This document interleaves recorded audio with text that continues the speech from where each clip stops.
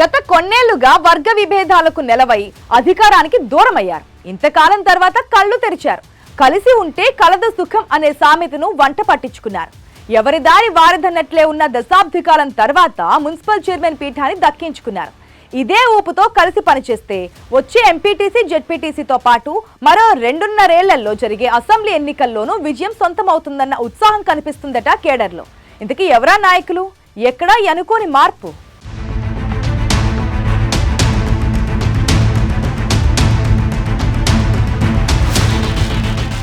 దాదాపు దశాబ్ద కాలం తర్వాత సూర్యాపేట నియోజకవర్గ కాంగ్రెస్ పార్టీలో మంచి జోష్ కనిపిస్తోంది.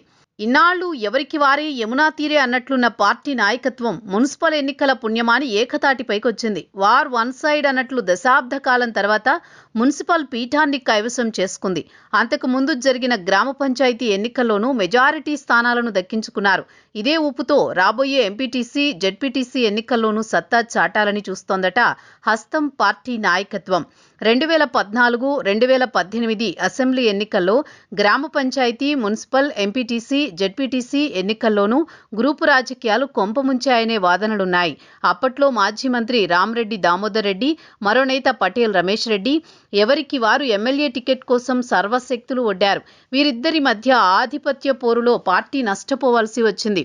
2014, 2018, 2023 ఎన్నికల్లో మాజీ మంత్రి దామోదర్ రెడ్డికే టికెట్ దక్కగా అప్పట్లో టీడీపీ నుంచి కాంగ్రెస్లోకి వచ్చిన పటేల్ రెడ్డికి అధిష్టానం మొండి చేయి చూపింది.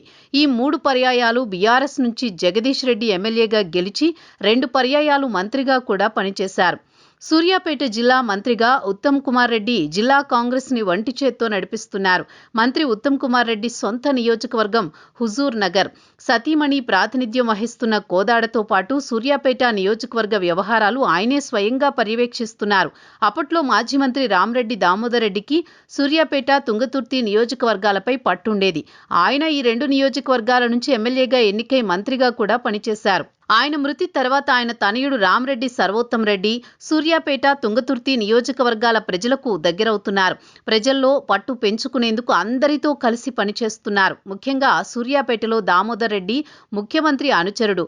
Tourism corporation chairman Patel Ramesh Reddy సొంత పార్టీలో ప్రత్యర్థిగా ఉన్నారు.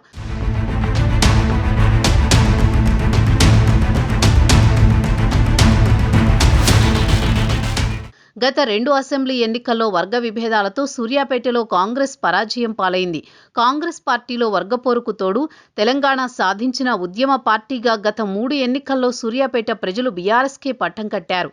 3వ దఫా ఎన్నికల్లో బీఆర్ఎస్ రాష్ట్రంలో అధికారం కోల్పోయి ఉమ్మడి నల్గొండ జిల్లాలో అన్ని స్థానాల్లో ఓడిపోయినప్పటికీ సూర్యాపేట అసెంబ్లీ సీటులో మాత్రం పట్టు నిలబెట్టుకుంది.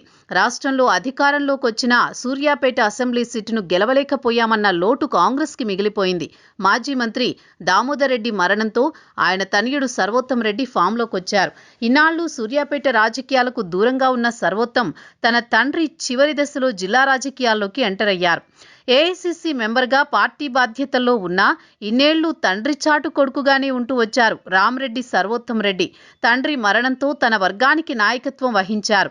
మరో వర్గ నాయకుడైన పటేల్ రమేష్ రెడ్డిని సమన్వయం చేసుకుంటూ మున్సిపల్ ఎన్నికల్లో పార్టీని గట్టెక్కించారు. 10 ఏళ్ల కిందట కోల్పోయిన అధికారాన్ని తిరిగి నిలబెట్టుకున్నారు. పార్టీకి కొత్త జవసత్వాలు అందించారు. 2 వర్గాలుగా విడిపోయిన నాయకులు ఒక్కటవటంతో కార్యకర్తలు రెట్టింపు ఉత్సాహంతో పనిచేశారు. గ్రామ పంచాయతీ, మున్సిపల్ ఎన్నికల్లో సత్తా చాటి జిల్లాలో కాంగ్రెస్ బలాన్ని నిరూపించారు.